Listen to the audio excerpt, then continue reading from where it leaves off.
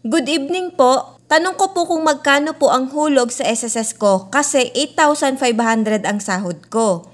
Thanks! Hi Beb! For today's video, sasagutin natin yung question ni Beb Ivy. Beb, para po sa kasambahay, ito ang new schedule for household employers and kasambahay or household employee effective January 2023 up to this day na ginawa ko itong video. Para po sa katanungan mo na kung magkano po ang hulog sa SSS, ito po ang computations for employer and kasambahay. Kung ang sahod mo kada buwan bilang kasambahay ay 8,500, ito ang magiging share ninyo ng employer mo.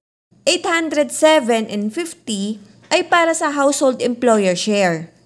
382.50 naman ay para sa household employee or share mo. Then, 10 pesos ay para sa employee's compensation shouldered by your employer. So total of 817.50 ay para sa employer mo. At 382.50 naman ay para sa iyo.